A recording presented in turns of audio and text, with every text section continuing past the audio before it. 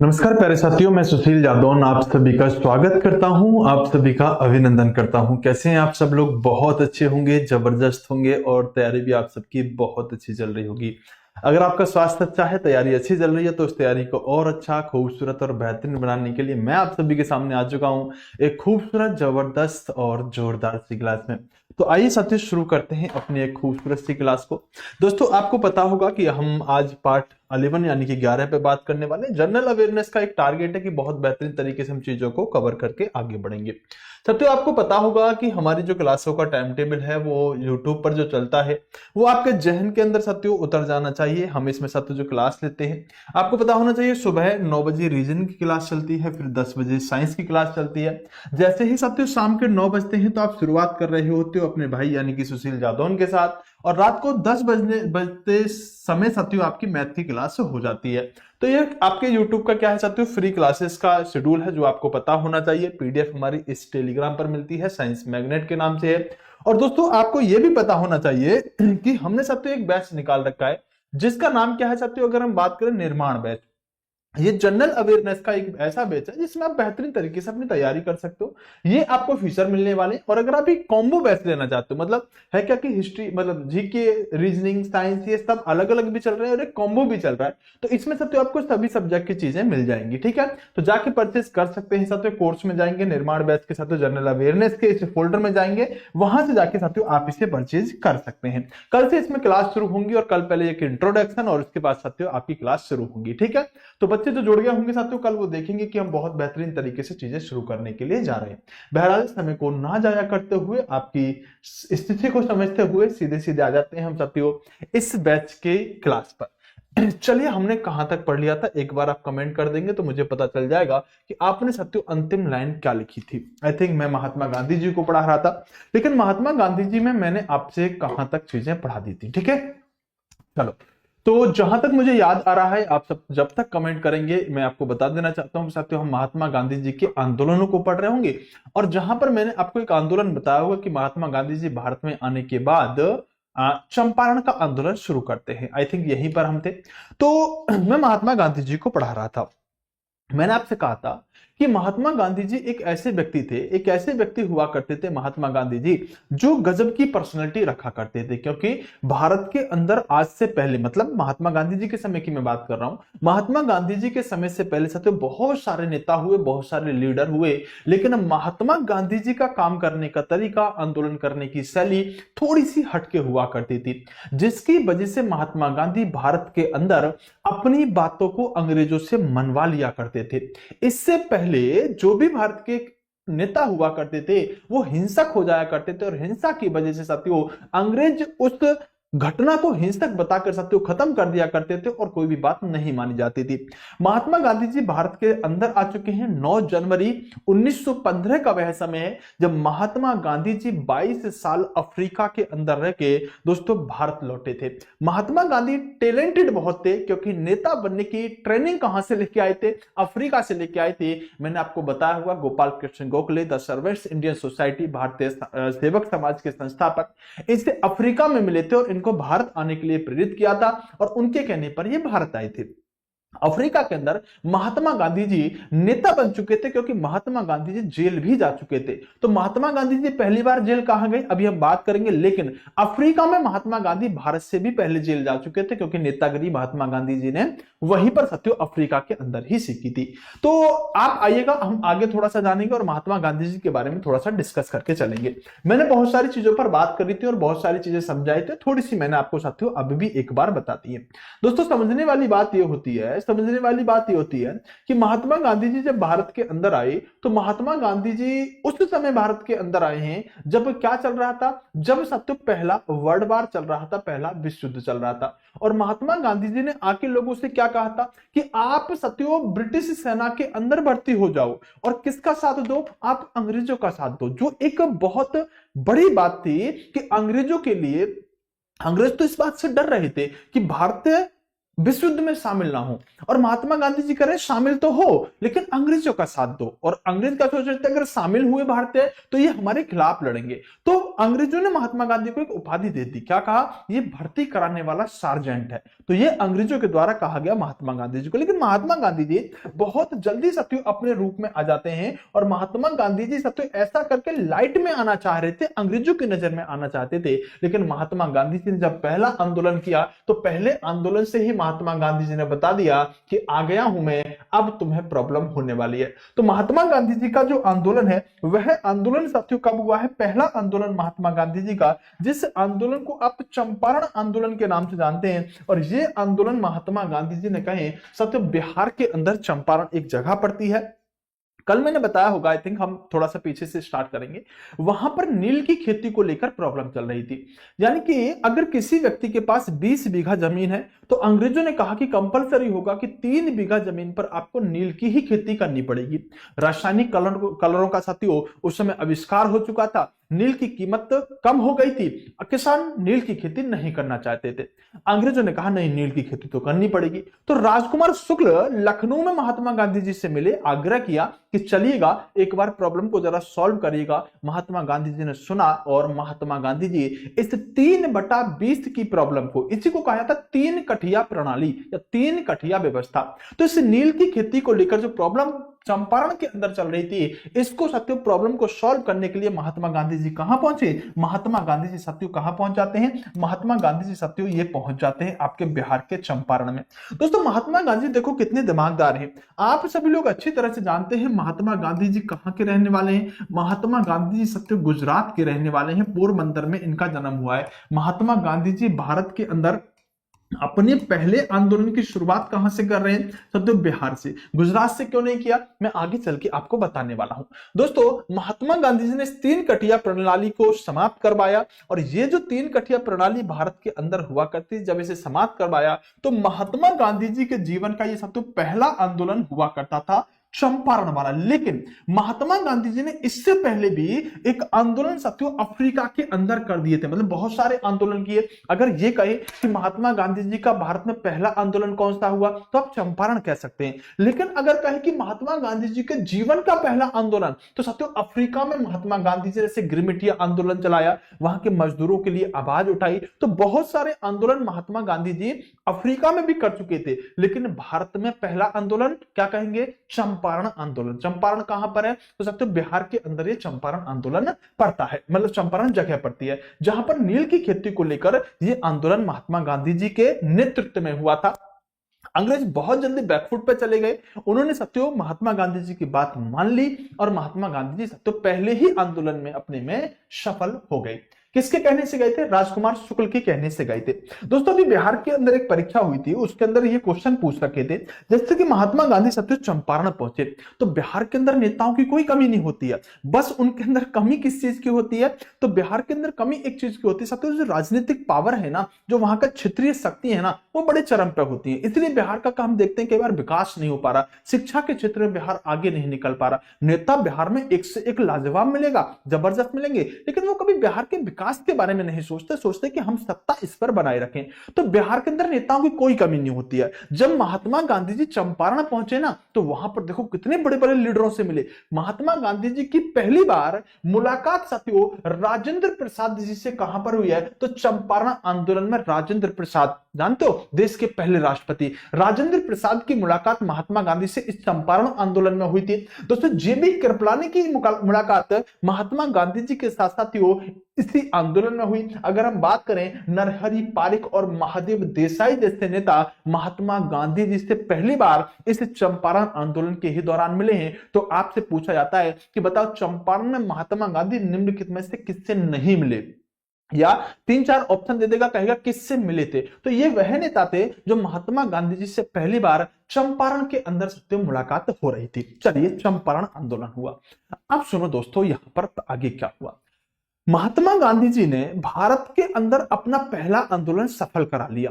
इससे पहले भारत के अंदर बहुत सारे आंदोलन हुए, 1857 जैसी क्रांति हुई, लेकिन भारत के अंदर आंदोलन सफल नहीं हो पाए थे।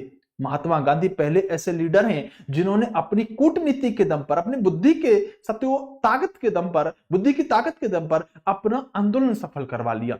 अब पूरे भारत में किसकी हवा चलेगी? गांधी की। और दोस्तों गांधी जी अब जब पूरे भारत में फेमस हो गए तो अब जो भी प्रॉब्लम होगी ना, अब जो भी प्रॉब्लम होगी उस प्रॉब्लम का सॉल्यूशन एक ही व्यक्ति करेगा भारत में, और वो कौन है? महात्मा गांधी। मैंने कल आपसे कहा होगा कि अब कहीं भी समस्या होती है तो लोग कहते हैं आ गए हैं, वो बुलाते हैं उनको, थोड़ा सा इंतजार करिएगा।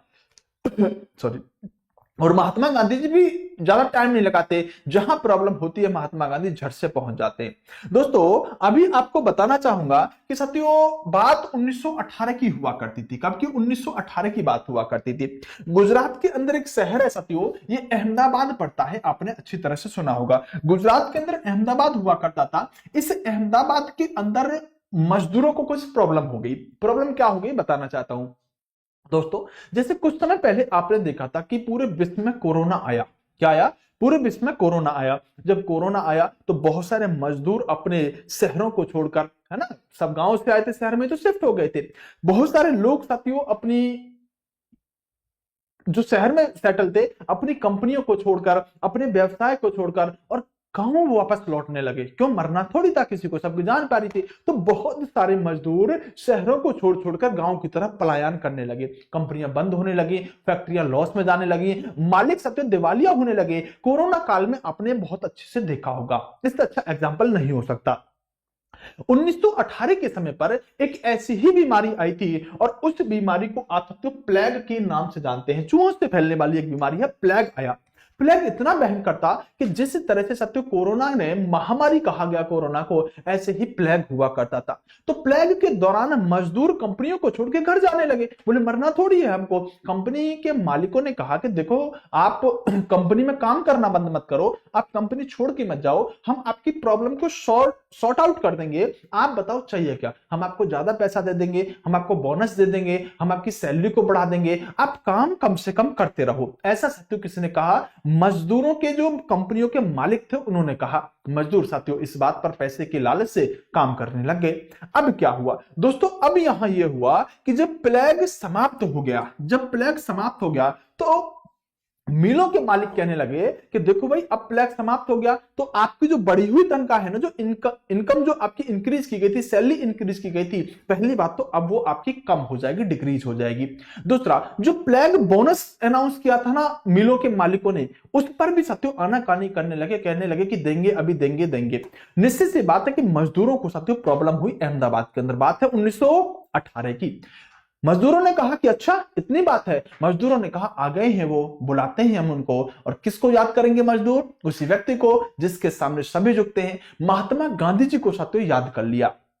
महात्मा गांधी 1918 में अहमदाबाद पहुंचे और महात्मा गांधी जी का दूसरा आंदोलन है, इस आंदोलन को कहा जाता है अहमदाबाद मिल मजदूर आंदोलन, जो 1918 में हो रहा है।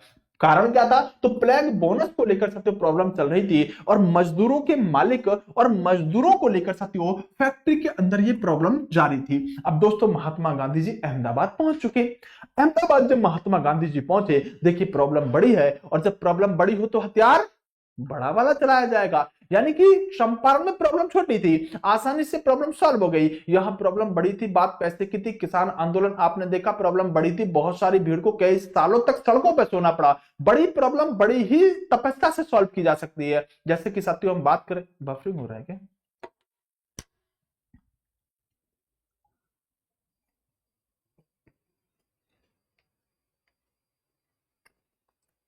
दादा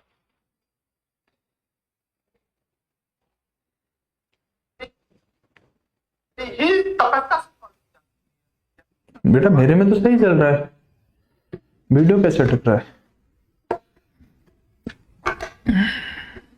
अभी ओके है क्या? एक बार ओके लिखोगे ठीक है तो। मेरे में तो ठीक चल रहा है। मैं एक बार इंटरनेट स्पीड चेक कर लें बेटा, भाई इंटरनेट पे 200 आ रही है। ओके है, ओके हो गया होगा। थोड़ा बहुत कभी कभी प्रॉब्लम आ जाती है, थोड़ा बहुत। हाँ, तो मैंने कहा सिर्फ आपसे कि बड़ी प्रॉब्लम को सत्यों बड़े ही हथियार के साथ सॉल्व किया जा सकता है। दोस्तों, महात्मा गांधी जी ने निकाल लिया अपना ब्रह्मास्त्र, और इनका ब्रह्मास्त्र क्या हुआ करता था? इनका सीधा ब्रह्मास्त्र हुआ करता था कि महात्मा गांधी जी को जब भी लगता था कि अंग्रेज नहीं मान रहे, महात्मा गांधी जी साथियों बैठ जाते थे सड़क पर, बोले खाऊंगा नहीं, पीऊंगा नहीं, मर जाऊंगा, मिट जाऊंगा, या तो मेरी बातों को मानो या फिर अनशन। महात्मा गांधी जी भूख हड़ताल कर लिया करते थे। और महात्मा गांधी जी टैलेंट कहां से लेके आए हैं? महात्मा गांधी जी इस टैलेंट को अफ्रीका से सीख कर आए हैं। और अहमदाबाद के अंदर प्रॉब्लम बड़ी थी। महात्मा गांधी बैठ गए, खाऊंगा नहीं, पीऊंगा नहीं, मर जाऊंगा, मिट जाऊंगा, उठूंगा नहीं। मैंने आपको बताया होगा, महात्मा गांधी जी की पर्सनैलिटी को अगर आप एक बार देख लोगे तो मुझे ज्यादा समझाने की जरूरत नहीं पड़ेगी कि अगर ऐसा व्यक्ति इस बात को कहकर बैठ जाए कि खाऊंगा नहीं, पीऊंगा नहीं, मर जाऊंगा, मिट जाऊंगा, तो देखने से क्या लगता है कि कई सालों से नहीं खाया है। और अगर ऐसा व्यक्ति 2 दिन कहे कि खाऊंगा नहीं, पीऊंगा नहीं, तो अंग्रेज दौड़े चले आते थे। कहीं ऐसा ना हो कि सच में महात्मा गांधी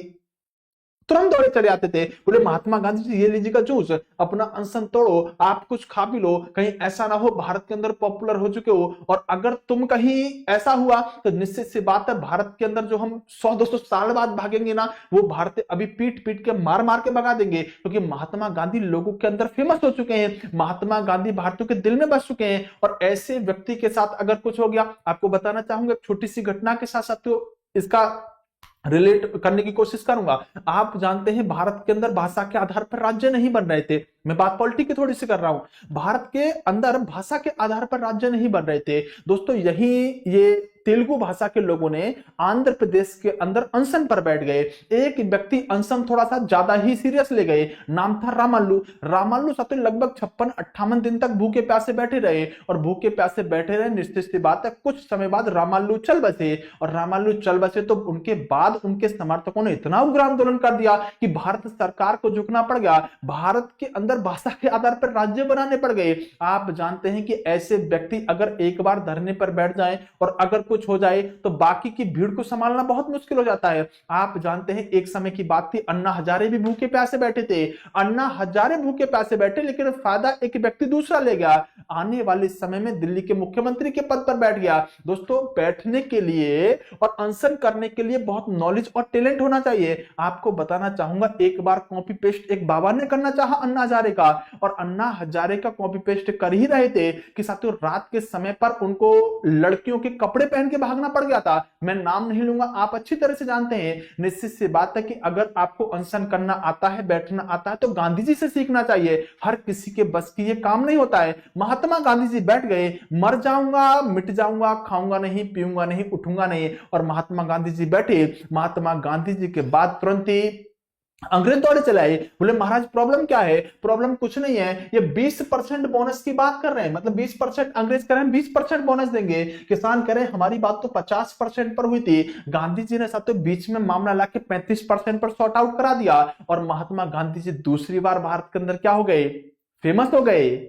महात्मा गांधी जी नाम है इनका, हल्के में मत लीजिएगा, बड़ी खतरनाक पर्सनैलिटी है। दूसरी बार भारत के अंदर कोई अपने आंदोलन में सफल हो रहा है। निश्चित सी बात है, महात्मा गांधी अब हीरो बन चुके हैं कि नहीं बन चुके? आप बताओ, अब लोगों की जुबान पर किसका नाम होगा? केसरी नहीं, महात्मा गांधी जी होंगे। और महात्मा गांधी जी अब पब्लिक के हीरो बन चुके हैं। महात्मा गांधी जी किस आंदोलन में महात्मा गांधी जी के द्वारा भारत में पहली बार भूख हड़ताल कब हुई? तो आपका आंसर एक ही आना चाहिए, अहमदाबाद मिल मजदूर आंदोलन। 1918 में महात्मा गांधी जी ने पहली बार भूख हड़ताल करी।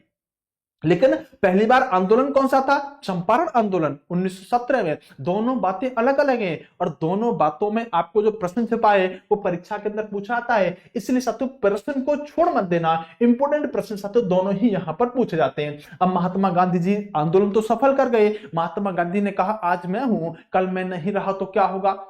कल मैं नहीं रहा तो क्या होगा? बोले कुछ नहीं होगा, जो खुदा चाहेगा वही होगा। महात्मा गांधी जी 1918 में इन मजदूरों के लिए अहमदाबाद के अंदर लेबर एसोसिएशन की स्थापना करके आ जाते हैं। बोले अगर कोई ज्यादा प्रॉब्लम समस्या हो तो आपके लिए एक एसोसिएशन बना देता हूं, ये एसोसिएशन आपकी प्रॉब्लम को सुनने का काम क्या करेगी। लेबर एसोसिएशन की स्थापना महात्मा गांधी जी ने 1918 में करी है, और ये सत्य उन मजदूरों की प्रॉब्लम को। दोस्तों, महात्मा गांधी जी ने पहली बार यहां अहमदाबाद में ही क्या करी? रही है, भूख हड़ताल करी है, लेकिन इससे पहले अफ्रीका के अंदर इस ब्रह्मास्त्र को यूज कर चुके थे। जानते थे जब कुछ नहीं बचेगा तो यही बचेगा, इसलिए भारत में दूसरे आंदोलन में महात्मा गांधी जी ने ब्रह्मास्त्र का प्रयोग किया है।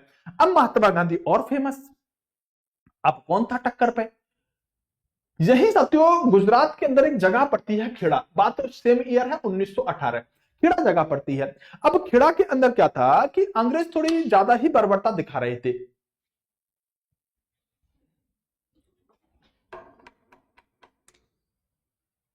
खेड़ा के अंदर क्या था कि अंग्रेज थोड़ी सी ज्यादा ही प्रॉब्लम साथियों कर रहे थे। एक सेकंड रुकिएगा।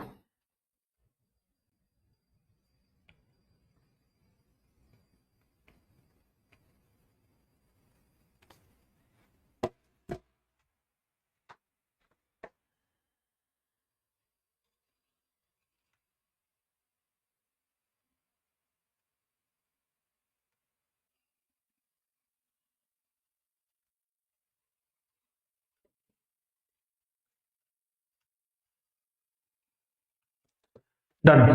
अब कोई प्रॉब्लम नहीं आएगी बेटा, वो नेट दूसरा कनेक्ट हो रखा था सिस्टम में, इसलिए प्रॉब्लम आ रही थी। अब बफरिंग वगैरह कुछ नहीं होगी। अच्छा हुआ मैंने देख लिया, तो नेट दूसरा कम स्पीड वाला कनेक्ट हो रखा था। चलिए खेड़ा की बात करेंगे, अहमदाबाद की ही बात है। और अहमदाबाद के अंदर साथियों प्रॉब्लम चल रही थी कर को लेकर। कर मतलब टैक्स, मतलब अंग्रेजों ने क्या कर रखा था, अंग्रेजों ने साथियों लोगों से कह रखा था टैक्स आपको देना ही पड़ेगा। हुआ कि साथियों जैसे अकाल पड़ गया, बाढ़ आ गई, तो जब किसानों की फसल नहीं हुई तो किसान टैक्स कहां से लेगा? टैक्स तो दे ही नहीं पाएगा। जब टैक्स नहीं दे पाएगा तो प्रॉब्लम निश्चित सी बात है रहेगी। अब कुछ ऐसा ही 1918 में हुआ था कि किसान खेड़ा के साथियों टैक्स नहीं दे पा रहे थे, कर नहीं दे पा रहे थे। अंग्रेजों ने कहा भवन दुगुना लगान देना पड़ेगा, मतलब आपको दोगुना देना पड़ेगा। अब कर को लेकर लोग परेशान थे। भारत के गांवों के अंदर अंग्रेज पहुंचे, भारत के गांव के अंदर अंग्रेज पहुंचे। अंग्रेजों ने कहा कर दीजिएगा। भारतीयों ने कहा कर तो है ही नहीं, जो फसल थी वो खत्म हो गई, हमारे पास कर आया कहां से? अंग्रेजों ने कहा कर तो देना पड़ेगा, नहीं तो जो फसल आपकी खेतों में बोई हुई है ना, वो फसल काटने नहीं दी जाएगी, बेचने नहीं दी जाएगी। आप जब तक टैक्स नहीं देंगे वो फसल पर आपका कोई अधिकार नहीं होगा। दोस्तों कहा जाता है कि इतिहास के अंदर बहुत सारे किसान ऐसे थे जिन्होंने, जिनके खेतों में घास हुआ करती थी। अंग्रेजों ने कह दिया घास को काटो, बेच दो, घास बहुत अच्छी है, घास को बेचकर कर जमा करो। कर तो जमा करना पड़ेगा। दोस्तों बहुत ज्यादा प्रॉब्लम हो रही थी। एक व्यक्ति हुआ करते थे मोहनलाल पांड्या, क्या नाम हुआ करता था? ये मोहनलाल पांड्या हुआ करते थे। मोहनलाल पांड्या के खेत के अंदर उस समय प्याज बोई हुई थी।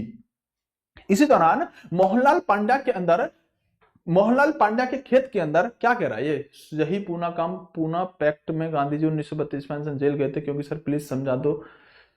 कह रहा है जैकी बंसल, यही काम पूना पैक्ट 1932 गांधी अनशन पर जेल गए थे, क्यों सर प्लीज समझा दो, मैं आज तक नहीं समझ पाया। मेरे लाल, मैं जब पूना पैक्ट पढ़ाऊंगा ना, प्लीज इस डाउट को जब पूछ लेना, है ना, जब पूछ लेना। अब तो इतनी बार कॉपी पेस्ट करे जा रहा है तो उस बात का मतलब नहीं होगा। मैं पूना पैक्ट पढ़ाऊं क्या यहाँ पर इस खेड़ा आंदोलन को छोड़ के? थोड़ा समझ लिया करो। जब मैं पूना पैक्ट पढ़ाऊं ना, अभी खेड़ा आंदोलन को लेके, गांधी जी के चंपारण आंदोलन को लेके कोई डाउट बच रहा है क्या? अगर बच रहा है तो फटाफट से पूछो। जब पूना पैक्ट पढ़ाऊंगा ना तो कोई डाउट नहीं छोड़ूंगा, इस बात का विश्वास तो कर लो। अभी तुम दूसरा बच्चा आएगा, वो कहेगा सर बताओ जब भारत आजाद हुआ तो महात्मा गांधी जी ने बंटवारा कैसे हो जाने दिया? तो अब उस बात को बताऊंगा तो मैं टॉपिक कंप्लीट ही नहीं कर पाऊंगा ना, फिर तो आपके जवाब देता रहूंगा। आप इस टॉपिक से संबंधित कोई प्रॉब्लम पूछ लो, या जब मेरी क्लास खत्म हो जाए तो 5 मिनट आपके नाम, ठीक है, फिर डाउट पूछ लेना। मोहनलाल पांड्या के खेत के अंदर प्याज बोई हुई थी। अब प्याज बोई हुई थी, मोहनलाल पांड्या की थोड़ी सटकी। मोहनलाल पांड्या रात को गया, रात को जाके अपनी पूरी प्याज को काट लाया, काट के घर में भर ली। सुबह आके अंग्रेजों ने देखा कि प्याज तो है ही नहीं। अब प्याज तो कहां मिलेगी, प्याज तो लगा दी मोहनलाल पांड्या ने ठिकाने। अब मोहनलाल को पकड़ के जेल में डाल दिया। खेड़ा आंदोलन के दौरान एक ऐसा व्यक्ति था जिस व्यक्ति को जेल हुई थी। अब जब जेल लोगों को होने लगी तो वहां के लोग क्या कहेंगे, आ गए हैं वो, बुलाते हैं उनको और वो आएंगे। नाम क्या है? महात्मा गांधी। खेड़ा के अंदर महात्मा गांधी जी को याद किया गया और महात्मा गांधी जी यहां पर पहुंचे। और महात्मा गांधी जैसे ही खेड़ा में पहुंचे, यहां पर महात्मा गांधी जी की मुलाकात तो विट्ठल भाई पटेल से होती है। वल्लभ भाई पटेल नहीं है, ये विट्ठल भाई पटेल है। और इनकी मुलाकात महात्मा गांधी जी से होती है। प्रॉब्लम को समझा जाता है। समझने के साथ प्रॉब्लम को सॉल्यूशन के लिए साथियों महात्मा गांधी सबसे पहले क्या कहते हैं? महात्मा गांधी कहते थे हिंसा मत कर देना, हिंसा मत कर देना। देखो गांधी जी दिमाग से चलते थे, महात्मा गांधी जी भारत का इतिहास जान चुके थे। महात्मा गांधी ने कहा था कि इतिहास हिंसा कई बार कर लिया तुमने इतिहास के अंदर, तुम क्या कुछ कर पाए हो? नहीं कर पाए। तो मेरे हिसाब से चलो, अरे 1857 की क्रांति में भारत के कई सारे लोगों ने ताकत लगाई, गोलियां चलाई, तलवारें उठाई, क्या अंग्रेजों का हम कुछ बिगाड़ पाए? नहीं बिगाड़ पाए। तो महात्मा गांधी ने कहा कि अब मेरे तरह से आंदोलन को चलने दो। तो सबसे पहला रूल क्या होगा? हिंसा नहीं करनी। दोस्तों हम अंग्रेजों से संख्या में बहुत ज्यादा थे, हम बाहुबल में अंग्रेजों से बहुत ज्यादा थे, लेकिन अंग्रेजों के पास गोलियां हुआ करती थी, हमारे पास तलवार हुआ करती थी। जब तक हम तलवार पर धार लगा के मां भवानी का नारा लेकर आगे बढ़ते थे, जब तक अंग्रेजों की गोली हमारे सीने में आके लगती थी और हम ऊपर पहुंच जाते थे। हमारी तलवारें अंग्रेजों की गोलियों का सामना नहीं कर सकती थी। और दूसरी बात, अंग्रेज जितने भी थे एक थे, और भारतीय जितने भी थे वो बटे हुए थे। कहते कि पड़ोसी के घर में आग लगी है तो मुझे क्या लेना, मेरे घर तक थोड़ी पहुंचेगी। दोस्तों इस थिंकिंग के साथ भारत के लोग हुआ करते थे। अगर हम एक हो जाते तो मुट्ठी भर अंग्रेज थे, अगर फूंक मारते तो हो सकता है अंग्रेजों को उड़ा देते। ब्रिटेन इतना सा देश है, वो शासन कर रहा था क्योंकि हम एक नहीं थे। तो महात्मा गांधी ने दिमाग क्या लगाया कि अगर हम हिंसा करने पर आए तो हम कोई भी आंदोलन सफल कर ही नहीं सकते, क्योंकि अंग्रेज फटाफट से साथियों क्या करेंगे, अंग्रेज फटाफट से उस आंदोलन को हिंसक आंदोलन बना के 4 से लोगों को मारेंगे, जेल के अंदर करेंगे, और जब 4 से मरेंगे 2-4 जेल में जाएंगे, आधे अपने आप भाग जाएंगे। महात्मा गांधी क्या कहते थे? हिंसा मत कर देना, क्योंकि जानते थे अगर कोई हिंसा करी मतलब आंदोलन विफल। आप आज के समय में भी देखते होंगे साथियों, मैं आपको बताना चाहता हूं कि कई सारे आंदोलन होते हैं, चाहे आप किसान आंदोलन ले लो, चाहे पेपर लीक आंदोलन ले लो, चाहे आप जमीनी मामले का कोई आंदोलन ले लो, चाहे पेपर एक शिफ्ट में कराने का आंदोलन। बहुत सारे आंदोलन अक्सर साथियों भारत के अंदर होते रहते हैं। आप देखिएगा वह आंदोलन हमारे जैसे और तुम्हारे जैसे सामान्य लोगों के समझ में नहीं आएगा। आप भीड़ का हिस्सा तो बन के पहुंच जाओगे, आप भीड़ का हिस्सा बन के पहुंचे, वहां पर कुछ ऐसे शरारती तत्व शामिल हो जाएंगे जो रेलों को रोक देंगे, रेलों को जला देंगे, बस को शीशे फोड़ देंगे, बाइकों को जला देंगे, पत्थर मारने में सबसे आगे होंगे। आप जब तक समझ पाओगे, जब तक आप कुट चुके होगे, उनके पास टैलेंट और अनुभव दोनों होगा, वो तुमसे पहले कई किलोमीटर दूर भाग चुके होंगे। और दोस्तों आप ऐसे आंदोलनकारी, ऐसे लीडरों से 3-4 साल बाद मिलोगे तो उनसे पूछेगा कि यार दिल्ली के अंदर एक आंदोलन हुआ था सीजीओ कॉम्प्लेक्स में, वहां पर 2-3 बसें जला दी गई थी, ये किसने किया था? बड़ी खुशी के साथ बताएंगे अरे हमने ही तो किया था।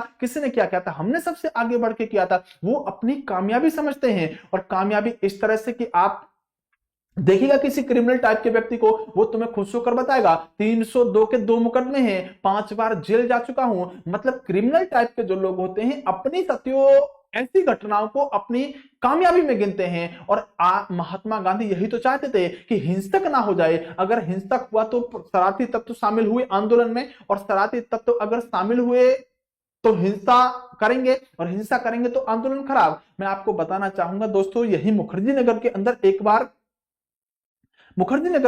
बार आंदोलन हो रहा था। मैं क्लास लेके गुजर के जा रहा था, आंदोलन में साथियों हाय हाय मुर्दाबाद के नारे लग रहे थे। मुझे लगा कि छात्रों का मामला है, चलो थोड़ा इंटरेस्ट ले लेता हूं।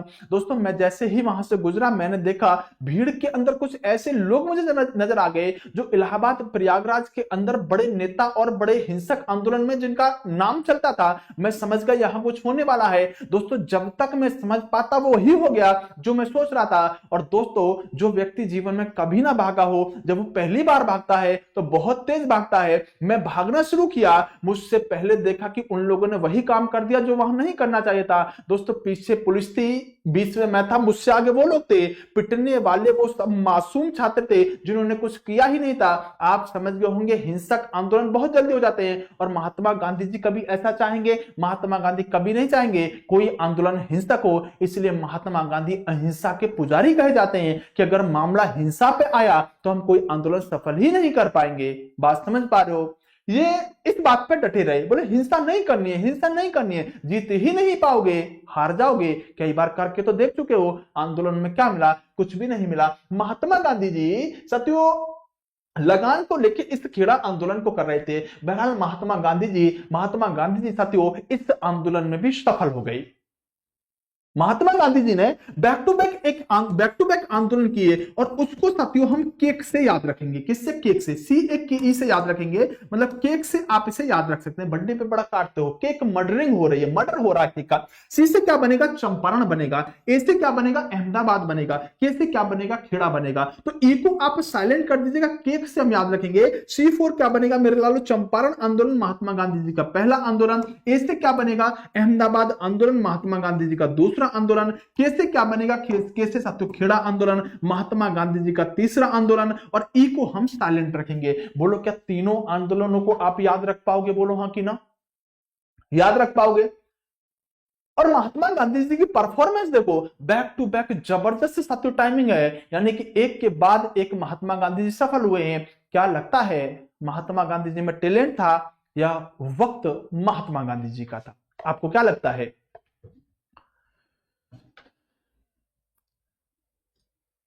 Happy birthday Shivangi. हाँ, तुझे शिवांगी का ही कमेंट दिखा होगा इतने कमेंटों में, और किसी का नहीं दिखा होगा। नहीं बेटा, ऐसा ना हो कि गंगाधरी शक्तिमान निकल जाए, जिससे एंजल प्रिया से तू 3-4 साल तक एंजल प्रिया समझ के बात करता रहेगा। कहीं वो प्रिंस ना निकल जाए, ना नौकरी रहेगी ना प्रिया रहेगी। इसलिए बेटा अभी भी वक्त है, संभल के कमेंटों पे से ध्यान हटा के इधर ध्यान दे ले। मैंने केक बताया है, तुझे बस एक बात ध्यान आई होगी कि उसका बर्थडे कब है ना? तो इसलिए यहां इंतजार कर। दोस्तों मैं कहना चाह रहा हूं कि महात्मा गांधी जी तीनों आंदोलनों में सफल हो गए हैं।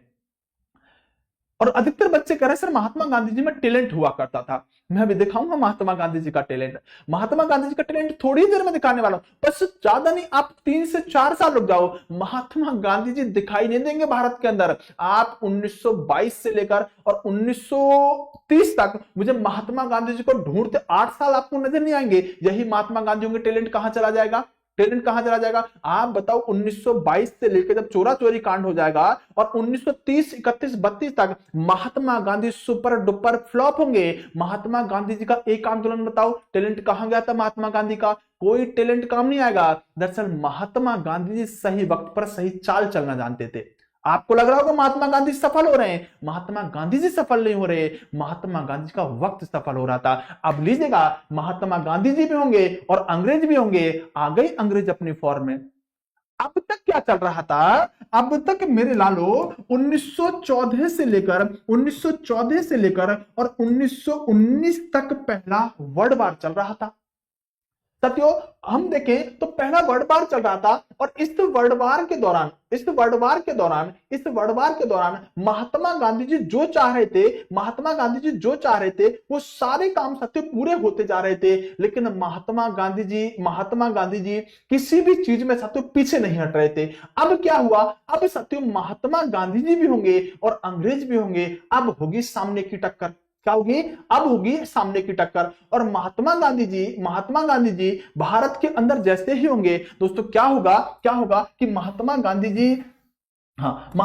जी भारत के अंदर होंगे और महात्मा गांधी जी भारत के अंदर होने के साथ ही महात्मा गांधी जी पहले वर्ल्ड वार के दौरान दोस्तों फेमस हो रहे थे। मैं आपको कहना यह चाह रहा हूं कि दोस्तों महात्मा गांधी जी इसलिए सफल हो रहे थे क्योंकि अंग्रेज यहां बिजी थे। और अंग्रेज क्या चाहते थे? जैसे आप ऐसे समझो, कोई व्यक्ति मुसीबत में है, आप उससे कहो मैं इस मुसीबत से निकाल दूंगा, मुझे 2000 रुपए दे दे, और मुसीबत 10 करोड़ की हो, या 2000 रुपए देने में तुम्हें टाइम लगाएगा? नहीं लगाएगा। दोस्तों इस समय जो वर्ल्ड वार चल रहा था ना, विश्व युद्ध चल रहा था ना, ब्रिटेन पूरी तरह से इंगेज था वर्ल्ड वार में, विश्व युद्ध में वर्चस्व की लड़ाई लड़ी जा रही थी। उस समय ब्रिटेन के लिए भारत जितना जरूरी नहीं था जितना विश्व युद्ध जीतना जरूरी था। ब्रिटेन पूरी तरह से कहां बिजी है? यहां। इसलिए ब्रिटेन के अंग्रेजों का क्या मानना था? बोले जो भी मांगे ना अंग्रेज दे दो, जो भी मांगे दे दो, अभी सुनो मत। और जैसे ही विश्व युद्ध समाप्त हुआ, अंग्रेजों ने कहा आइए महात्मा गांधी, आन मिलो सजना, फिर कब मिलोगे। महात्मा गांधी जी भारत में ही हैं, अंग्रेज लेके आ गए 1919 का रॉलेट एक्ट, और इसी को कहते हैं आप मॉन्टेगू चेम्सफोर्ड सुधार। अंग्रेज विश्व युद्ध से फ्री हो चुके हैं और आ गए अब भारत के फोकस पे।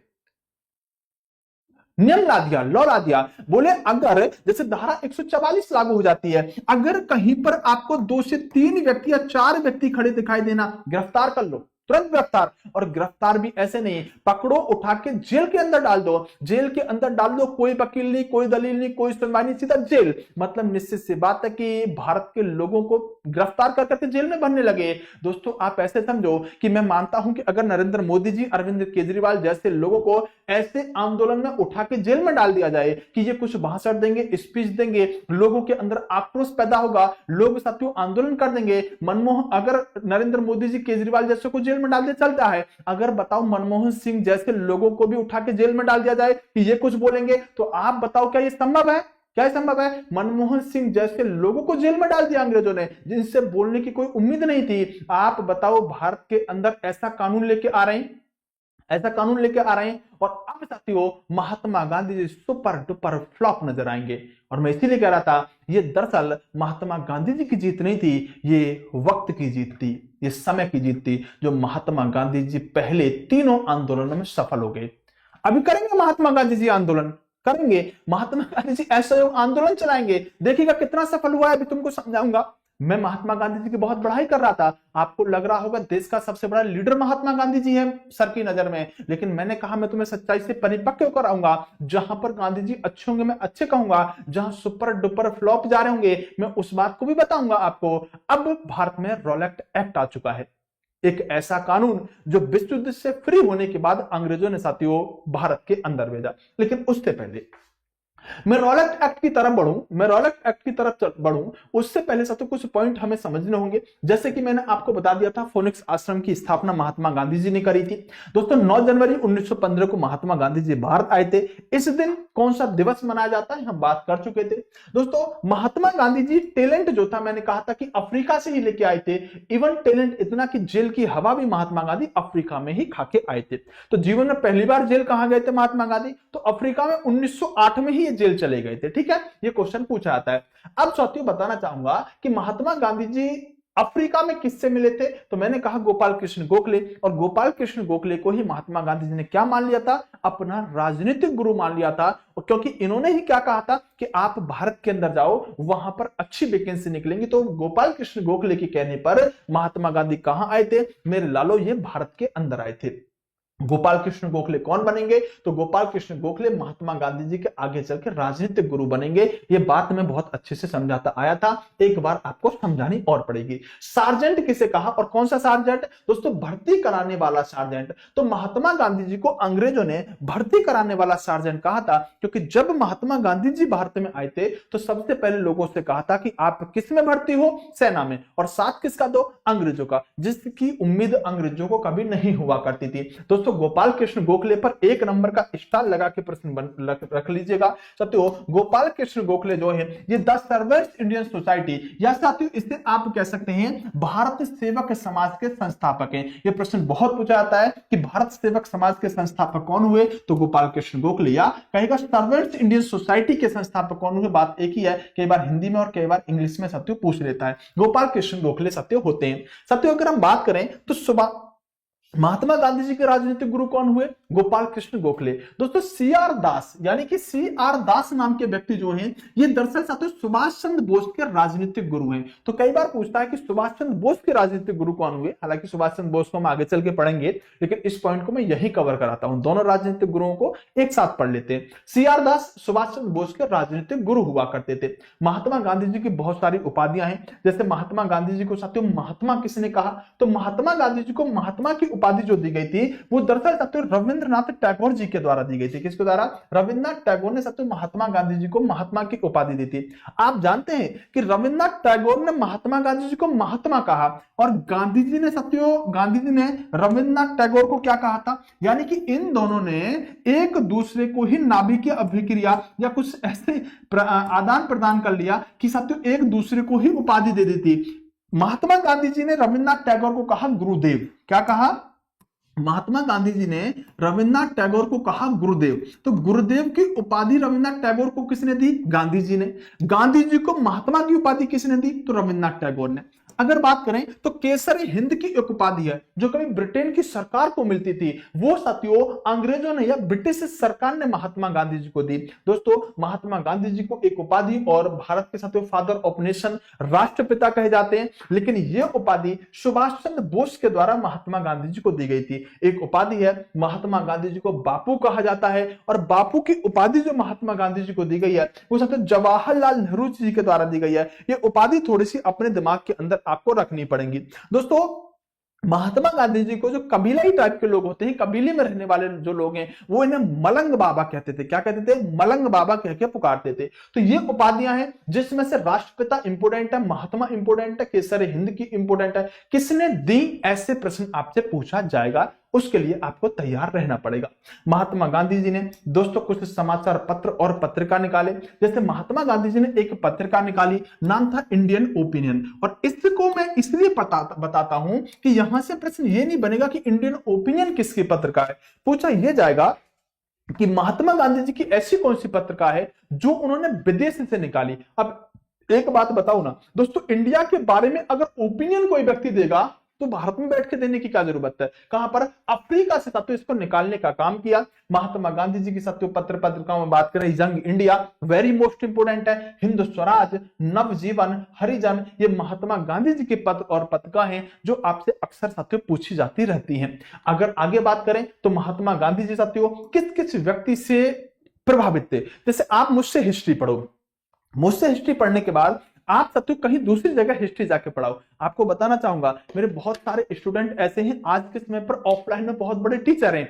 वो अच्छी बात क्या है कि वो इस बात का श्रेय देते हैं, मुझे इंस्टाग्राम पर फेसबुक पर मैसेज करते हैं और कहते हैं कि सर जो आप समझाते हो ना, जैसे आप पढ़ाते हो ना, सेम टू सेम हम ऑफलाइन में जाके इन बातों को छाप देते हैं। और जब हम छापते हैं सर अपने शहर के बेस्ट हिस्ट्री के टीचर हम बन चुके हैं, लेकिन इस बात का श्रेय मुझे चुपके से देते हैं, चाहे फेसबुक पर चाहे इंस्टाग्राम पर। मैं भी कहता हूं दोस्त तुम मुझसे भी आगे निकल जाओ, आप बहुत बड़े टीचर बनो, मुझे बहुत अच्छा लगेगा। तो इसी तरह से मान लो वो बच्चे मुझसे प्रभावित हैं, तो महात्मा गांधी जी भी कुछ लोगों से प्रभावित हुआ करते थे। Mahatma Gandhi, Henry David thoreau, ये अमेरिका के विद्वान हुआ करते थे, इनसे प्रभावित थे। इनकी बातों को पढ़ के, जैसे आप ओशो को पढ़ लीजिएगा, जैसे आप रविन्द्रनाथ टैगोर को पढ़िएगा, मतलब किसी को पढ़े तो उससे प्रभावित हो गए। उसी तरह से रस्किन हुआ करते थे, ब्रिटेन के विद्वान थे, इनसे महात्मा गांधी जी सबसे प्रभावित थे।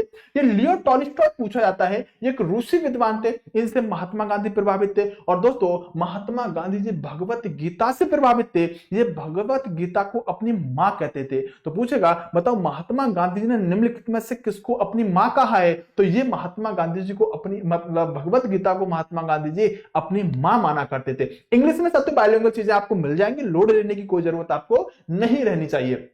महात्मा गांधी जी के साथियों अगर हम बात करें पुस्तकों के बारे में, माई एक्सपेरिमेंट विद ट्रुथ, सत्य के साथ मेरे शोध या प्रयोग, साथियों पूछी जाती है। हिंद स्वराज, ये हिंद स्वराज जो है साथियों समाचार पत्र भी है और पुस्तक भी है। आर्थिक सिद्धांत महात्मा गांधी जी ने जब दिया तो कहा कि इसमें न्याय का सिद्धांत होना चाहिए। महात्मा गांधी जी कहते थे कि धन का विकेंद्रीकरण हो जाए। ये दोनों किताब हैं और ये महात्मा गांधी जी के थॉट हैं। धन का विकेंद्रीकरण क्या? महात्मा गांधी कहते थे कि आज के समय पर भारत में आप देखो कि 10% लोगों के पास 90% भारत का पैसा है। महात्मा गांधी कहते थे कि पैसे वाले होते चले जाएंगे, इससे काम नहीं चलेगा। विकेंद्रीकरण मतलब सबके पास धन बढ़ जाना चाहिए। महात्मा गांधी धन का विकेंद्रीकरण चाहते थे। आर्थिक सिद्धांत क्या था? महात्मा गांधी न्याय का सिद्धांत मानते थे। और दोस्तों महात्मा गांधी जी साधन के औचित्य में विश्वास रखते थे। 3 प्रश्न यहां से पूछे गए हैं जो आपको अपने दिमाग के अंदर रखने होंगे। महात्मा गांधी से कुछ फैक्टफुल चीजें भी होती हैं जो आपसे पूछी जाती हैं। दोस्तों एक व्यक्ति का नाम है खान अब्दुल गफ्फार खान।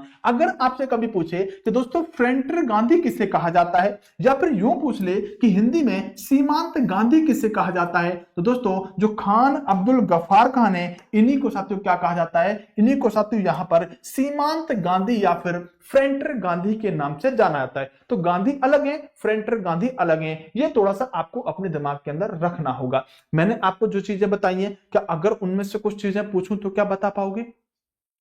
बोलो मेरे लालो, हां कि ना?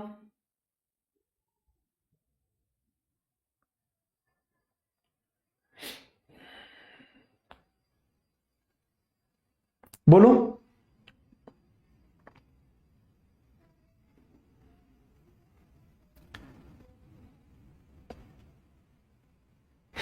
चलिए, इतनी बात आपको समझ में आई तो यस का कमेंट कर दो फटाफट से। क्लियर हुआ? बहुत बढ़िया। तो मैंने आपसे क्या कहा, मैंने आपसे कहा कि महात्मा गांधी जी सफल तो हो गए, लेकिन जैसे ही सफल हुए तो उसके पीछे का रीजन ये था कि भारत के अंदर साथियों, भारत के अंदर एक कानून बनाकर अंग्रेजों ने भेजा। इस कानून का नाम था मॉन्टेगू चेम्सफोर्ड सुधार भी कह सकते हो, और 1919 का रॉलेट एक्ट भी कह सकते हो, क्योंकि 1919 में ही साथियों आया था। क्लियर? बोले sir clear. Mahatma Gandhi ji Rowlatt act को आते देखे और अपने आप को साइलेंट कर लिए, और करना लाजमी भी था, अगर नहीं करते तो शायद समस्या बढ़ जाती, प्रॉब्लम बढ़ जाती। दोस्तों आपको बताना चाहूंगा कि इस समय भारत के अंदर साथियों एक सचिव पद हुआ करता था। अंग्रेजों ने बना था सचिव पद हुआ करता था, और इस समय भारत के अंदर साथियों एक वायसराय का पद हुआ करता था। तो दरअसल दोस्तों इस समय भारत के अंदर जब रॉलेट एक्ट आया है 1919 में, उस समय भारत में जो सचिव के पद पर बैठा है उस व्यक्ति का नाम है लॉर्ड माउंटेग्यू। क्या है? Lord Montagu. और जो वायसराय के पद पर बैठा है उस व्यक्ति का नाम है चेम्सफोर्ड। दरअसल ये दो अलग अलग व्यक्ति हैं, और इसीलिए हम इसे माउंटेग्यू चेम्सफोर्ड सुधार कह देते हैं। तो अगर ऐसा पूछे कि जब रॉलेट एक्ट भारत में आया उस समय भारत का वायसराय कौन था, तो आप कहेंगे चेम्सफोर्ड। क्यों? क्योंकि माउंटेग्यू जो है वो साथियों भारत सचिव रहने वाला है। बात क्लियर हो गई कि नहीं हुई? बोले सर क्लियर हो गई, बात में कोई समस्या नहीं है। मैंने कहा कि ये एक ऐसा कानून था जो धारा 144 की तरह था। कहते हैं ना, कहीं पर कर्फ्यू लग गया है ना, कहीं पर कर्फ्यू लग गया, मतलब कोई व्यक्ति बाहर नहीं निकलेगा, कोई व्यक्ति घर से बाहर नहीं जाएगा, 4 लोग इकट्ठा नहीं होते, धारा 144 लग गई। कुछ उसी तरह से कर्फ्यू हुआ करता था, और ये कर्फ्यू साथियों भारत के अंदर लगा दिया गया एक तरह से, मतलब 4 लोग इकट्ठा नहीं हो सकते, कुछ लोग बात नहीं करेंगे वगैरह वगैरह। और अगर आप एक ऐसा करोगे तो आपकी कोई बात नहीं सुनी जाएगी, आपको पकड़ा जाएगा, उठा के सीधे जेल में डाल दिया जाएगा। आप सही हैं गलत है फैसला बाद में होगा। ये एक ऐसा कानून होगा जिसमें आप वकील नहीं कर सकते, दलील नहीं दे सकते, आपकी सुनी ही नहीं जाएगी, क्योंकि भारत के अंदर गांधी जी के आने से तो अंग्रेजों का डर खत्म हो रहा था, और अगर डर खत्म हो जाता तो भारत से अंग्रेजों को भागना पड़ जाता, भारत से अंग्रेजों को भागना पड़ जाता। इसलिए अंग्रेज दोबारा से डर कायम करना चाहेंगे, दोबारा से भारतीयों को डराना चाहेंगे, और डराने के लिए ही लेकर आ गए रॉलेट एक्ट, और ऐसा एक्ट जिससे भारतीयों को परेशान करो। महात्मा गांधी जी ने कहा यार ये कैसा कानून है, ये एक काला कानून है, ये बिना दलील का, बिना वकील का कानून है। महात्मा गांधी जी इस बात को लेकर परेशान हो गए। दोस्तों समस्या क्या थी ना, कि मान लो साथियों कोई पति हैं, उन मिसेज ने कहा चला आलू लेके आओ, शाम को पराठे बनाने हैं। अब मिसेज साथियों लेकर पॉलिथीन और अपना थैला लेकर निकले आलू लेने के लिए, रास्ते में रॉलेट एक्ट लगा हुआ है। पुलिस वालों ने देखा कि मिस्टर जा रहे हैं, पकड़ के उठा के अंदर गाड़ी में डाल लिया, गाड़ी में डाल के सीधा भेज दिया जेल। मिसेज आलू के पराठे बनाने के लिए इंतजार कर रही है, पतिदेव वापस नहीं आए, लोगों को शक के आधार पर गिरफ्तार किया जाने लगा। किसके शक के आधार पर? मतलब डर कायम रहे। दोस्तों बताओ अगर ऐसा भारत के अंदर होगा, क्या भारतीय व्यक्ति घर से बाहर निकल पाएंगे? और इस समय महात्मा गांधी एक बार कहे कि चलो चंपारण, चलो अहमदाबाद, चलो खिड़ा में आंदोलन करते हैं, एक भारतीय बाहर नहीं निकल पाएगा। माहौल अब अंग्रेजों का बन चुका है, माहौल अंग्रेजों का बन चुका है। लेकिन दोस्तों जब माहौल बनता है तो भारत का खून, युवा वर्ग, तभी उसका खून भी उबाल मारता है। ये माहौल बना रहे थे अंग्रेज कि उसी समय पर क्या हुआ, उसी समय पर 10 अप्रैल 1919 की बात हुआ करती थी। दोस्तों 2 व्यक्ति हुआ करते थे, नाम था एक का सत्यपाल मलिक, एक का नाम था सैफुद्दीन किचलू, एक हिंदू है एक मुसलमान। दोस्तों राम नवमी के अवसर पर राम शोभा यात्रा निकाल दी, बोले हम तो करेंगे वही जो हमारा दिल कहेगा, निकाल दी राम शोभा यात्रा। अंग्रेजों ने कहा इतनी भीड़ इकट्ठा करने की अनुमति किसने दी? अरे रॉलेट एक्ट लगा हुआ था, भारत के अंदर 144 धारा की तरह लगा हुआ था, आपने ये भीड़ इकट्ठा क्यों कर दी? दोस्तों कहा जाता है इसके नायक थे सत्यपाल और सैफुद्दीन किचलू, एक हिंदू एक मुसलमान। दोस्तों निश्चित सी बात है कि भीड़ इकट्ठा होगी, हिंदू मुसलमान का एक का मैसेज जा रहा है। दोस्तों अंग्रेज बहुत परेशान हुए, और अंग्रेजों ने क्या किया, इस जुर्म के आधार पर सत्यपाल और सैफुद्दीन किचलू को दोनों को पंजाब में गिरफ्तार कर लिया। बोले शोभा यात्रा किसके कहने पर निकाली थी? शोभा यात्रा किसके कहने पर निकाली थी? सैफुद्दीन किचलू और सत्यपाल मलिक गिरफ्तार कर लिए गए। जब गिरफ्तार कर लिए गए तो भीड़ को लगा कि यार ये क्यों गिरफ्तार कर लिए, शोभा यात्रा निकालना कब का गुनाह होने लगा? कोई भीड़ आंदोलन थोड़ी करने जा रही थी भाई, भगवान के प्रति आस्था का हमें अधिकार है, हम तो अपनी आस्था के लिए शोभा यात्रा निकाले थे। गिरफ्तार क्यों कर लिया गया? भीड़ गुस्सा हुई, और जब भीड़ गुस्सा हुई तो एक हंसराज नाम का व्यक्ति हुआ करता था, इसने कहा भारतीयों एक हो जाओ। इसने कहा भारतीयों एक हो जाओ, और भारतीयों को एक होने के लिए इसने पंजाब का अमृतसर शहर चुना, और वहीं पर जलियांवाला बाग के अंदर सब लोगों को एक होने के लिए कहा। और रीजन, कारण क्या था, उद्देश्य क्या था? सैफुद्दीन किचलू और सत्यपाल मलिक को छुड़ाना। सत्यपाल और सैफुद्दीन किचलू को छुड़ाना, लोगों को साथियों एक होने के लिए कहा गया। नहीं, अमृतसर में एक व्यक्ति हुआ करता था जल्ली, उस जल्ली नाम के व्यक्ति की एक प्रॉपर्टी थी, एक बाग था, उस बाग के अंदर साथियों लोगों को इकट्ठा होने के लिए कहा गया, और उस बाग का नाम था जलियांवाला बाग अमृतसर। आपका बुक कब आएगा सर प्लीज? बेटा किस बुक की बात कर रहे हो, साइंस की बुक की या जीके की बुक की, किस बुक की बात कर रहे हो आप? इतनी बात समझ में आई?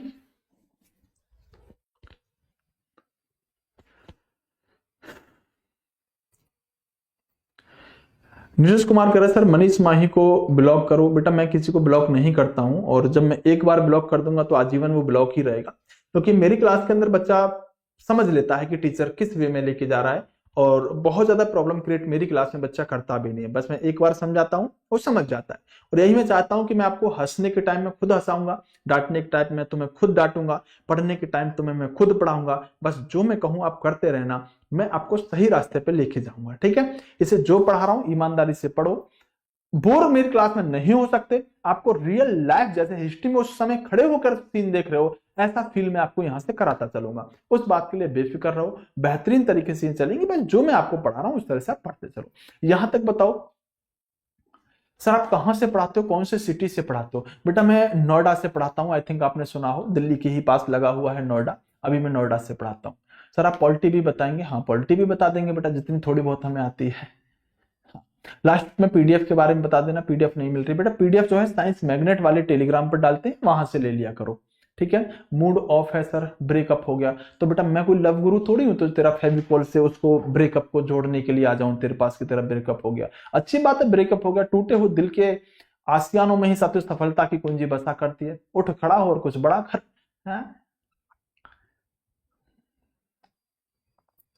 कॉम्बो क्लास लिए थे सर, स्टार्ट कब होगी? कल से बेटा पेड बेस स्टार्ट हो रहा है हमारा, कल से उसमें क्लास लेंगे, पहले सिलेबस डिस्कस करेंगे, फिर पहली क्लास लगाएंगे। देखना सब बच्चे पहली क्लास फ्री रखेंगे, है ना? तो फिर बच्चे ये देखना जो मुझसे पढ़े भी है ना पहली क्लास, वो कहेंगे सर ये क्या पढ़ा दिया आपने, इतना खतरनाक पहले पढ़ाया था, उससे भी खतरनाक दोबारा पढ़ा दिया। तो आप जब भी मुझसे पढ़ेंगे ना कुछ नए वे में चीजें जानेंगे, आपको कंटेंट हमेशा अपडेटेड मिलेगा। तो कल अभी हम इंट्रोडक्शन लेंगे कल, और फिर उससे अगले दिन एक क्लास लेंगे, वो फ्री रहेगी, तो आप जाके जुड़िएगा जरूर उस बैच में, देखिएगा आप जानोगे कि हाँ मैंने जो यहाँ पहले पढ़ाई थी ना मॉडर्न हिस्ट्री, यूरोपीय कंपनियों का आगमन, फिर से वहीं से शुरू करूंगा, और जब फिर से आप पढ़ रहे होगे ना तो आप फिर से कहोगे सर ये तो हमने सोचा ही नहीं तो तुम ऐसा पढ़ा सकते हो, ठीक है? तो वो तुम मेरे वहीं पर स्टाइल देखना। Nice session sir, okay sir, आज मैंने फाउंडेशन बैच लिया है, ओके वेलकम, अच्छी बात है सर। गौतम बुद्ध नगर से पढ़ाते हैं? हाँ बेटा नोएडा जिले का नाम है, लेकिन गौतम बुद्ध नगर के अंदर नोएडा के नाम से इसको, मतलब गौतम बुद्ध नगर में नोएडा के नाम से ज्यादा जानते हैं, ग्रेटर नोएडा उसका उसके बराबर का ही हिस्सा हो गया, ठीक है? हाँ जलियांवाला बाग के बारे में मैं कल बताऊंगा, क्योंकि जब मैं जलियांवाला बाग पढ़ाऊंगा तो मैं खुद इमोशनल हो जाऊंगा, इसलिए मैं आज इमोशनल होना नहीं चाहता, इसलिए मैं चाहता हूं मैं कल जलियांवाला बाग पढ़ाऊं, ठीक है? चलिए ओके सर, गौतम बुद्ध नगर, हाँ बिल्कुल। हाँ कुएं की घटना बताऊंगा मैं कि कुएं में क्या हुआ था जलियांवाला बाग हत्याकांड में, वो सारी बातें मैं आपको बताऊंगा, लोड ना लो बेटा, ठीक है? अभी तक कोई जो पढ़ाया है उसमें कोई डाउट है तो फटाफट से पूछ लो, खुला आमंत्रण है आप सभी के लिए। कोई भी जितना पढ़ाया उसमें अगर एक भी डाउट बचता हो कि सर उस टीचर ने हमें ये वाली बात बताई थी और ये इस पेपर में आई थी आपने नहीं बताई, ऐसा डाउट होना चाहिए। नहीं तो अभी मैं आपको बता दूंगा महात्मा गांधी जी कितने नंबर का जूता पहना करते थे, उस बात को कोई मतलब नहीं है, पेपर में भी नहीं आएगा। आप कहोगे सर ये तो किसी टीचर ने नहीं पढ़ाया, तो बेटा वो हम उतना पढ़ाएंगे जो पेपर में आता है। अभी बहुत सारी बातें होती है कि महात्मा गांधी जी के डंडे की लंबाई कितनी हुआ करती थी, महात्मा गांधी जिस रस्सी से बकरी को बांधा करते थे, उसकी लंबाई कितनी थी। यूपी के अंदर पैट में पूछा गया महात्मा गांधी पहली बार लुंगी बांधना कब सीखे। तो ये क्वेश्चन हमें नहीं करने। मैंने कहा कि अगर नोटों की बारिश हो रही है, 2-2 हजार के, 500-500 के, 20-20, 10-10 के नोट बरस रहे हैं, तो आप क्या करोगे, पहले 10-10 के नोट इकट्ठा करोगे, पहले 2-2 हजार के नोटों को साइड में लगाओगे, समय रहेगा तो 10 के भी लपेटेंगे, लेकिन अभी पहले 2-2 हजार के तो लपेट लें, बाद में 10-10 के भी देखेंगे अगर समय मिलेगा तो। बात समझ पा रहे हो, क्लियर है, कोई डाउट तो नहीं है बेटा। सर जी के हमें धोखा दे जाती, अब धोखा नहीं देंगे बेटा, हम आ चुके हैं ना, काहे टेंशन लेते हो। महात्मा गांधी जी आए थे ऐसे ही लोग याद करते थे, आ गए हैं वो, तो टेंशन मत लिया करो। अगर कोई प्रॉब्लम आया करे तो बता दिया करो, बोले आ गए हैं कौन, सुशील यादव सर, ठीक है। चलो, तो बहरहाल मैं आपसे इतना कहना चाह रहा हूं कि जो हमारा बैच चल रहा है साथियों, ये बैच की फीस अभी साथियों जो चल रही है वो 499 चल रही है। कितनी, 499। इसमें जाके आप जुड़ सकते हैं। ये 399 यहाँ पर हो गया, तो इसको एक बार हम करेक्ट कर लेंगे। तो ये 499 हुआ करती थी, ठीक है, 499। अगर आप कहोगे तो इसमें ऑफर वगैरह की जरूरत होगी तो वो करा देंगे, ठीक है, वो सब देख लेंगे। तो एक बार क्या है, तो इसमें आप जुड़ना चाहते हैं, जनरल अवेयरनेस का एक बैच है, बेहतरीन सा बैच है। इसमें साथियों आपको बहुत चीजें बेहतरीन मिलने वाली, मतलब जो आप चाहते हो ना, जो आप चाहते हो सर ये चीज मिल जाए, वो सब कुछ इसके अंदर आपको मिलने वाला। मतलब एक ऐसा बैच आपके लिए प्रोवाइड किया जा रहा है ना, जो आपको सिलेक्शन तक लेकर जाए। चाहे साथियों कंप्लीट थ्योरी प्लस क्वेश्चनों की बात करें, जो कम ही लोग करते हैं दोस्तों, हम डेली लाइव क्लास लेंगे, लोड लेने की जरूरत नहीं है, डाउट आराम से पूछ पाओगे। पहली बात तो डाउट छोड़ूंगा ही नहीं जब मैं पढ़ाऊंगा आपको। तो 2024 के अपडेटेड क्वेश्चनों के साथ उतरूंगा, तो इस बात में कोई आपको संशय नहीं होना चाहिए। आप पढ़ते हो, आप जानते हो मैं किस लेवल की चीजें लेके जाता हूँ। बायलिंगुअल कंटेंट रहेगा, फ्री पीडीएफ रहेगी साथियों, फ्री टेस्ट सीरीज रहेंगी। और दोस्तों आपको भी पता होना चाहिए, अगर आप एक कॉम्बो बैच में जुड़ जाते हो तो इसमें भी जुड़ सकते हो। इसमें आपको सभी टीचरों की इस फीस पर साथियों ये क्लासेस मिल जाएंगी। कैसे लेंगे, तो कोर्स में जाओ, कोर्स में जाने के बाद साथियों यहाँ पर निर्माण बैच रेलवे का मिल जाएगा, जनरल अवेयरनेस वाला ये वाला बैच। और यहाँ पर जाके जब इसे आप बाय नाउ करोगे, तो बाय नाउ करने के बाद साथियों आपको यहाँ पर ये बैच मिल जाएगा। तो इतनी सी बातें साथियों, अब आपका काम है कि वीडियो लाइक हो जाना चाहिए, चैनल सब्सक्राइब हो जाना चाहिए, प्यार मोहब्बत साथियों आपका मिल जाना चाहिए। तो कोई समस्या मुझे नहीं लगता कि आपकी बची होगी, डाउट कोई बचा नहीं होना चाहिए। और क्लास कैसी लगी जरूर बताया करो, ठीक है। कॉम्बो पर ऑफर कर दो, तो बेटा ऐसी बात होगी तो एक बार हम टीम से बात करेंगे, जो भी उधर से होगा उस पर हम एक बार डिस्कस कर लेंगे, है ना। बाकी देखो, इतना अगर हम पैसा ले रहे हैं ना बेटा, तो मेरा मानना है कि पैसा देने के बाद ना आप ये ना कह के चले जाओ सर वेस्ट गया, वो तो नहीं होने दूंगा, ठीक है, ये नहीं होने दूंगा। तुम ये नहीं कह सकते सर पैसा वेस्ट गया, कहोगे सर वसूल हो गया, समझ रहे हो ना। तो ये सब बातें हैं साथियों, मिलते हैं अगली क्लास में। बेस्ट ऑफ लक, नमस्कार, बाय बाय, टेक केयर, आजाद रहिएगा, आबाद रहिएगा और बढ़ते रहिएगा। Bye bye.